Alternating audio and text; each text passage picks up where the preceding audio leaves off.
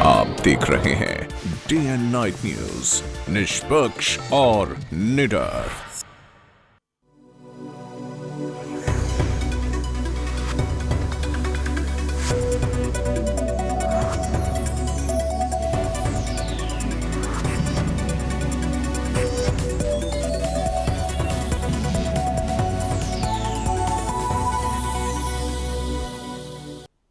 Himachal news में आपका स्वागत है। मैं हूं रूपक शर्मा। हिमाचल प्रदेश कांग्रेस में बड़े स्तर पर फेरबदल होने जा रहा है। प्रदेश में जिला ब्लॉक कार्यकारिणी में कई नए चेहरे शामिल करने की तैयारी है। कई निष्क्रिय पदाधिकारियों पर गाज गिर सकती है। इस फेरबदल के लिए आलाकमान की मंजूरी का इंतजार किया जा रहा है। प्रदेश कांग्रेस कमेटी के निष्क्रिय विभागों को जल्दी भंग किया जा सकता है। इन विभागों की संख्या लगभग 1 दर्जन है। इनके अलावा प्रदेश कांग्रेस कमेटी में महासचिव, उपाध्यक्ष, सचिव जैसे पदों से भी कुछ पदाधिकारियों को हाथ धोना पड़ सकता है। इनमें से कुछ की निष्क्रिय रहने की शिकायतें हैं। इसी तरह कई जिला अध्यक्षों और ब्लॉक अध्यक्षों को भी पदों से हटाया जा सकता है। ब्लॉक स्तर पर कार्यकारिणी में फेरबदल की प्रक्रिया जारी है। हाल ही में कांग्रेस प्रदेश अध्यक्ष सुखविंदर सिंह सुक्खू ने सोनिया गांधी, राहुल गांधी और कांग्रेस के अन्य राष्ट्रीय नेताओं से बैठकें कर पार्टी संगठन में सक्रिय पदाधिकारियों का जोड़ने पर बात की थी। कांग्रेस प्रवक्ता नरेश चौहान ने कहा कि प्रदेश कांग्रेस कमेटी को राज्य, जिला और ब्लॉक स्तर पर मजबूत बनाया जा रहा है और इसके लिए कुछ बदलाव भी किए जा रहे हैं।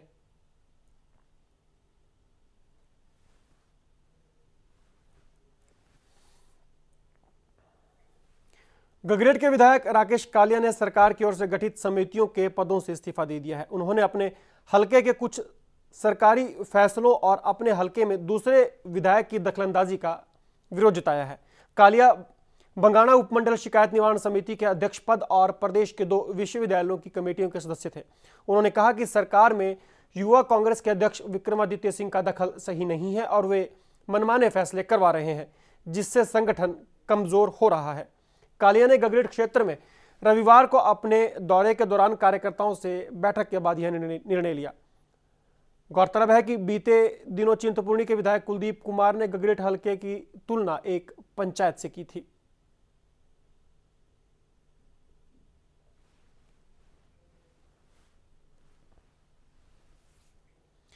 दिल्ली में प्रदेश के ऊर्जा उत्पादकों द्वारा केंद्र सरकार से उठाए गए मुद्दों के बाद अब हिमाचल सरकार अपना पक्ष रखेगी। 9 सितंबर को दिल्ली में राज्यों के ऊर्जा मंत्रियों की बैठक होने जा रही है, जिसमें प्रदेश के ऊर्जा मंत्री सुजान सिंह पठानिया जाएंगे। उनके साथ अन्य अधिकारी भी दिल्ली जा रहे हैं। अधिकारियों ने ऊर्जा मंत्री की दिल्ली बैठक के लिए अपनी तरफ से कार्रवाई पूरी कर ली है। सूत्रों का कहना है कि बिजली उत्पादन में आ रही दिक्कतों को लेकर इसमें चर्चा की जाएगी। हिमाचल में क्योंकि हाइड्रो पावर ही एकमात्र विकल्प है, लेकिन केंद्र सरकार थर्मल और सोलर एनर्जी पर भी जोर दे रही है। ऐसे में हिमाचल चाहता है कि उसे हाइड्रो क्षेत्र में केंद्र सरकार अधिक से अधिक सहायता दे।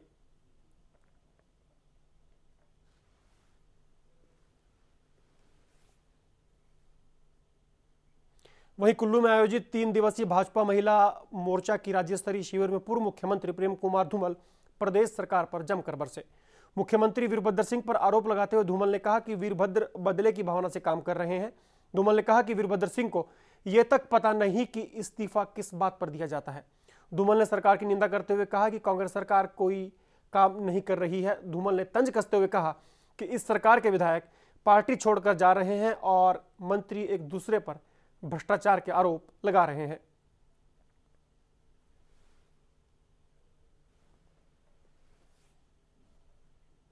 उधर धर्मशाला में हुए बरसात से नुकसान की भरपाई के लिए सरकार ने 8 करोड़ रुपए की राशि जारी की है।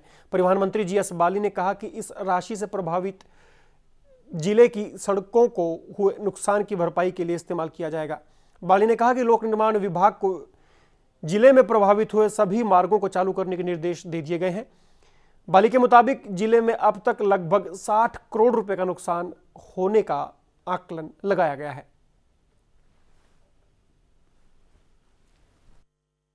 करोड़ रुपए का नुकसान हुआ है। सरकार ने 8 करोड़ रुपए की जो राशि है वो हमने रिलीज़ की है और मैंने ये कहा कि सरकार इसको बड़ा गंभीरता से ले रही है और गंभीरता से लेने के बाद जो भी इसमें हमें करना पड़ेगा और ज़्यादा पे ध्यान देना पड़ेगा, उपलब्ध कराना पड़ेगा, कराएंगे। और अधिकारियों को ये आदेश दिए हैं कि जो स्कीमें हैं सरकार की उनको जल्दी से जल्दी चालू करें। जहां अवरोधक बने हैं, सड़कें टूटी हैं, कुछ हुआ, उनको रिपेयर करके जन हित में उनको जल्दी से जल्दी चालू करें। बीते 72 घंटों के दौरान शिमला के ऊंचाई वाले सेब बहुल इलाकों में आए तूफान ने सेब की तैयार फसल को पूरी तरह से बर्बाद कर दिया है। सेब से लदे पेड़ इस तूफान में उखड़ गए हैं। मोटे तौर पर नुकसान का जो आकलन है वो करीब 150 करोड़ रुपयों के आसपास है। वहीं इस तूफान से हुई बर्बादी के बाद बागवान हताश और निराश हैं।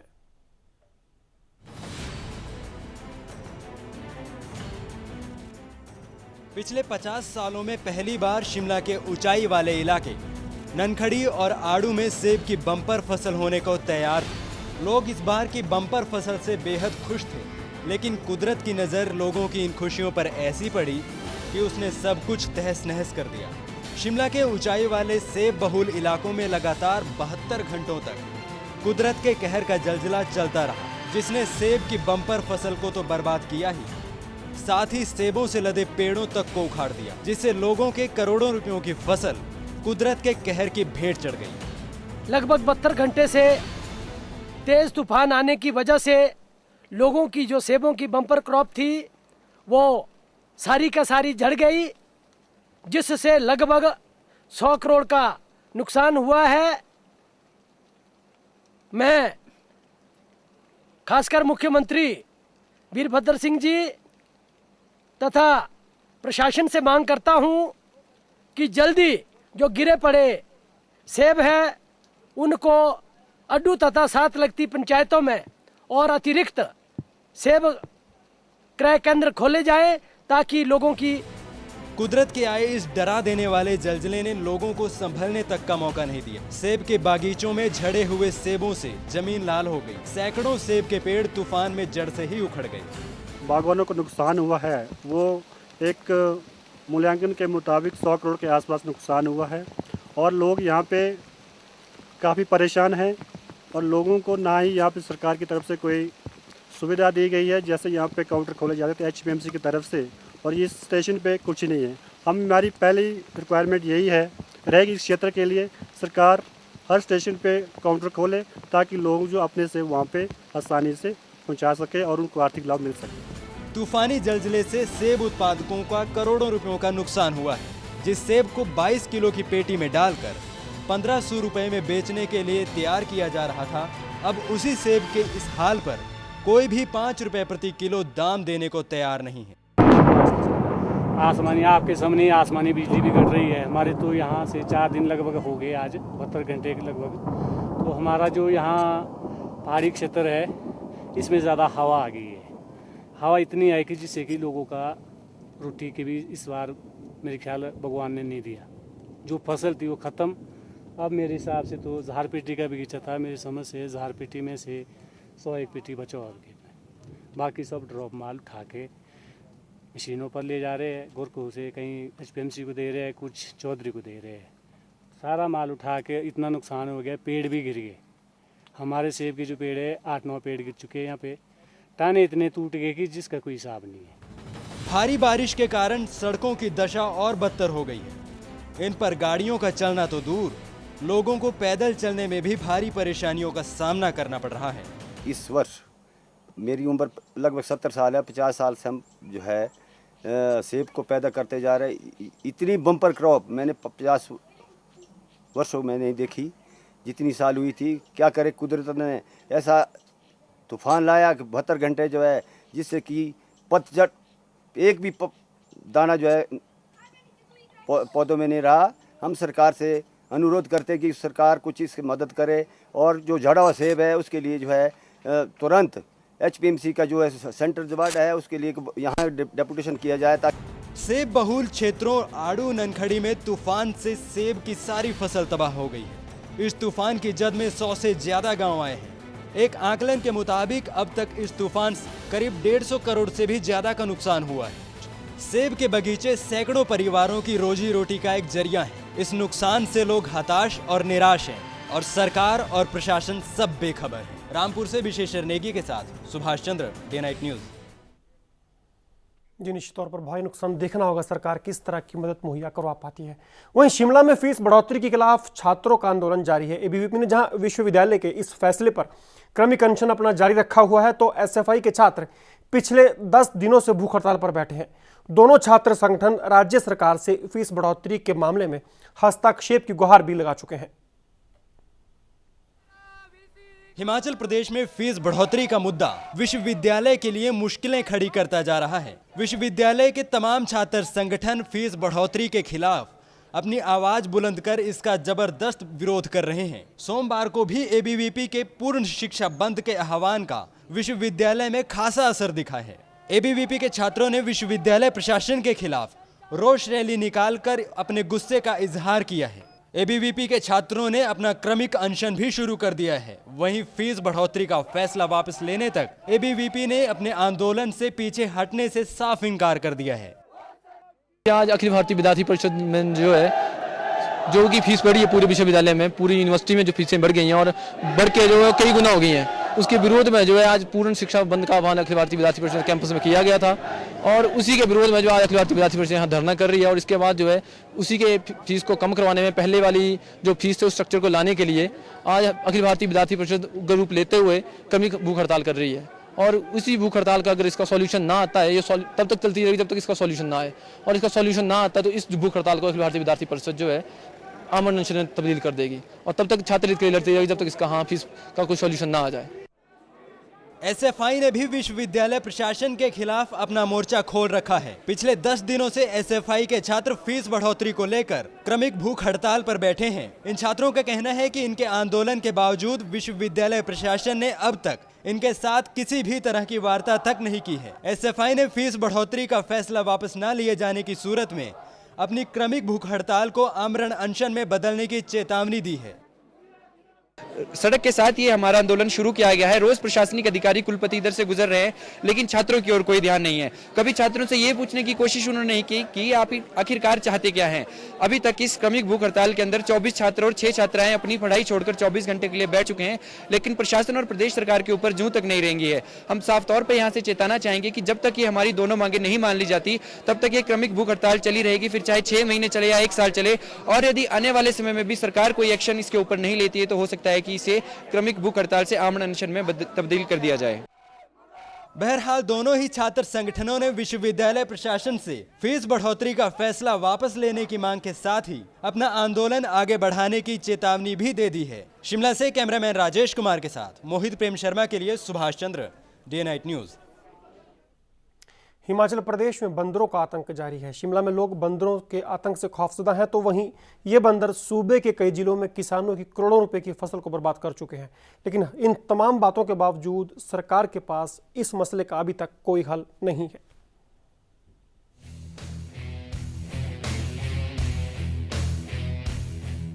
शिमला के रिहायशी इलाकों में इन दिनों बंदरों का आतंक जारी है। ये बंदर कई बार या तो लोगों के घरों में घुस जाते हैं या फिर लोगों पर खाने की चीजों को लेकर झपट पड़ते हैं। राजधानी का सबसे पॉश इलाका माल रोड पर भी कुछ ऐसा ही नजारा अब आम बात हो चुकी है। ऐसे में लोग खुले में घूम रहे इन बंदरों की वजह से खौफजदा हैं। अगर आंकड़ों पर गौर करें तो खतरनाक बन चुके ये बंदर ज्यादातर महिलाओं और बच्चों पर खाद्य वस्तुओं की लालसा में अपना शिकार बना चुके हैं। शहर भर में अब बंदरों की तादाद में लगातार इजाफा होने से सैलानी और स्थानीय लोगों की परेशानियां भी बढ़ने लगी हैं। बहुत परेशानी आ रही है बंदरों से। तो हम 14 साल से यहाँ पे काम कर रहे हैं, लेकिन ये बंदरों की परेशानी ख़त्म नहीं हुई आज तक। बंदरों का आतंक है क्योंकि बहुत ज़्यादा हो गए हैं और जो टूरिस्ट आता है वो काफ़ी इनको खाने को देते हैं। और ये तो हम लोकल्स को प्रॉब्लम होती है जब हम अपने बच्चों को लाना होता है स्कूल से, उनके हाथ में कोई भी चीज़ हो तो उनसे छीनते हैं। बच्चे हमारे डरते हैं, अकेले नहीं आ पाते। वो कालीबाड़ी के पास तो कुछ ज़्यादा ही प्रॉब्लम्स है। यहाँ पे स्कूल से आते जाते बच्चे और बाकी इंस्टीट्यूट की तरफ हम जब जाते हैं तो यहाँ पे बंदरों का इतना आतंक है कि हम अगर कुछ खाने को भी ले उससे भी बंदर हमारे पीछे वो पड़ जाते हैं उसे छीनने के लिए। शिमला के अलावा राज्य के कई जिलों के ग्रामीण इलाकों में तो बंदरों के झुंड किसानों की करोड़ों रुपयों की फसल बर्बाद कर चुके हैं। सरकार के ध्यान में ये मामला तो जरूर है, लेकिन सरकार इस पर कुछ भी कर पाने में खुद को बेबस महसूस कर रही है। हिमाचल प्रदेश के वन मंत्री ठाकुर सिंह भरमौरी का कहना है कि हाईकोर्ट ने राज्य में बंदरों को मारने के लिए रोक लगा दी है। लिहाजा बंदरों के आतंक से लोगों को छुटकारा दिलवाने के लिए सरकार कोई अलग तरीका खोज रही है। वैसे तो हम इनके कई उपाय कर रहे हैं। मंकी स्टरलाइजेशन सेंटर हमने खोले हैं, 7 खोले हैं, उसमें काम चल रहा है। और मेल और फीमेल का जो है वो स्टरलाइजेशन होता है। शिमला में भी मेरे को कंप्लेंट आई कि कुछ एरिया में बड़ा आतंक मचा रहे हैं, पर लेकिन प्रॉब्लम यह है कि हाई कोर्ट के ऑर्डर से इनको मारना जो है वो पाबंदी है। तो हाई कोर्ट में कोई पीएल करनी पड़ेगी किसी को, या सरकार ही जाएगी ताकि ये बंधन जो है उससे छूट जाए। हिमाचल प्रदेश में पिछले कुछ सालों में बंदरों की संख्या में लगातार इजाफा हुआ है। उत्पाती बंदरों की वजह से हर साल सूबे के किसानों और बागवानों की फसलों को बड़े पैमाने पर नुकसान पहुंचता है। हिमाचल प्रदेश हाई कोर्ट द्वारा बंदरों को मारने के आदेश के बाद अभी तक वन विभाग इस समस्या को निपटाने के लिए कोई ठोस कदम नहीं ढूंढ पाया है, जिससे ये समस्या लगातार बढ़ती जा रही है।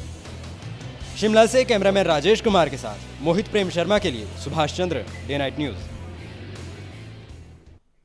सिरमौर जिले में नैना टिक्कर के पास बीती रात एक पिकअप जीप दुर्घटनाग्रस्त हो गई, जिसमें 2 लोगों की मौके पर ही मौत हो गई, जबकि गाड़ी में सवार 5 घायलों में से 2 को चंडीगढ़ पीजीआई रेफर कर दिया गया है। बाकी घायलों को सोलन में दाखिल करवाया गया है, जहां पर उनका इलाज जारी है। इस हादसे के बाद सोमवार को वरिष्ठ कांग्रेसी नेता गंगूराम मुसाफिर ने दुर्घटना में घायल लोगों से सोलन जिले के अस्पताल में जाकर मुलाकात की। गंगूराम मुसाफिर ने दुर्घटना में जान गंवाने वालों लोगों के परिजनों के प्रति गहरी संवेदना प्रकट की है।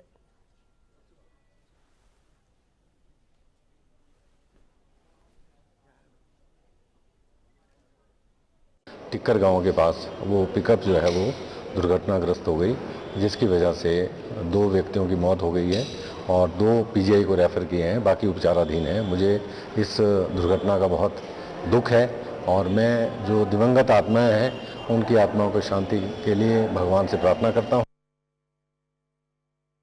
में भूड़ बैरियर के पास एक दर्दनाक हादसा पेश आया। एक तेज रफ्तार ट्रैक्टर ने एक बाइक सवार को कुचल दिया। घायल शख्स को चंडीगढ़ पीजीआई रेफर किया गया था, जहां उसने दम तोड़ दिया। फिलहाल ट्रैक्टर चालक मौके से फरार है और पुलिस ने आरोपी चालक के खिलाफ लापरवाही का मामला दर्ज कर लिया है। तो नालागढ़ के भूड़ बैरियर के पास ये दुर्घटना पेश आई है, जहां पर एक तेज रफ्तार ट्रैक्टर ने बाइक सवार को कुचल दिया।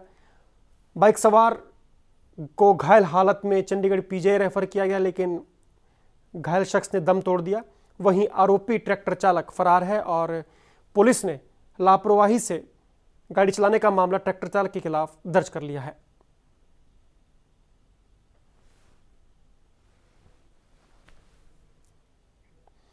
धर्मकोट में पुलिस ने एक और विदेशी पर्यटक को अवैध रूप से रहने के आरोप में गिरफ्तार किया है। 3 दिनों के भीतर ही विदेशी अधिनियम के तहत धर्मकोट से यह दूसरी गिरफ्तारी है। इस विदेशी के पास से पुलिस को 2 पासपोर्ट और वीज़ा बरामद हुए हैं। दोनों पासपोर्ट अपनी वैधता खत्म कर चुके हैं। अवैध रूप से धर्मकोट में रह रहे विदेशी की पहचान अर्जेंटीना के नागरिक के तौर पर हुई है।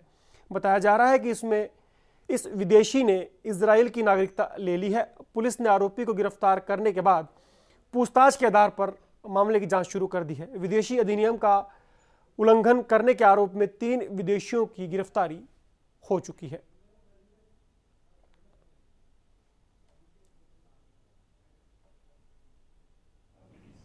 चार तारीख को मैक्लोडगंज एरिया में एक रशियन नेशनल है मिस्टर तिसिन दमित्री। इनको मैक्लोडगंज से बिना किसी वीज़ा और पासपोर्ट के गिरफ़्तार किया गया। इनके अगेंस्ट जो है फॉरेनर रजिस्ट्रेशन एक्ट व इंडियन फॉरेनर एक्ट की विभिन्न धाराओं के तहत मुकदमा दर्ज किया गया है और इनको गिरफ़्तार करके 2 दिन पुलिस कस्टडी में थे। अभी इनको जुडिशल कस्टडी भेजा गया है। इसके अलावा 6 तारीख को एक और फॉरेन नेशनल हैं जो कि इजरायली हैं, मिस्टर गैब्रियल डेमियन कटन। उनको भी विदाउट वैलिड वीज़ा और पासपोर्ट के अरेस्ट किया गया है धर्मकोट एरिया से और इनको जो है कंसर्न कोर्ट में प्रोड्यूस किया गया था और उनको जुडिशल कस्टडी में भेज दिया गया है। इनके अगेंस्ट भी Indian foreigner act and foreigner registration act के तहत मामला दर्ज किया गया है। जैन समुदाय के लोगों द्वारा बीते 10 दिनों से मनाया जा रहा दशलक्षण पर्व समाप्त हो गया है। इस दौरान राज्य के सभी जैन मंदिरों में पूजा अर्चना का दौर चला रहा। दशलक्षण पर्व के अंतिम दिन नाहन स्थित दिगंबर जैन मंदिर में लोग भारी संख्या में पहुंचे। दिगंबर जैन समाज के अध्यक्ष विजय कुमार जैन ने बताया कि दशलक्षण पर्व 30 अगस्त से 8 सितंबर तक मनाया गया, जिसे लेकर जैन समुदाय के लोगों में काफी उत्साह देखने को मिला। उन्होंने बताया कि तन और मन की बुद्धि की कामना के लिए ये पर्व मनाया जाता है।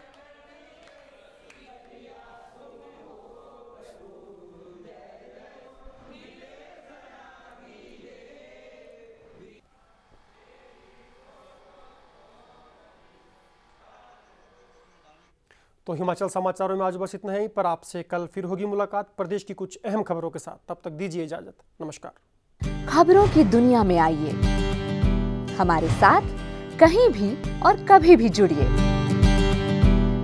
हम मिलेंगे फेसबुक पर, हम दिखेंगे यूट्यूब पर, हमें फॉलो कीजिए ट्विटर पर। खबरों के साथ बने रहिए रात दिन।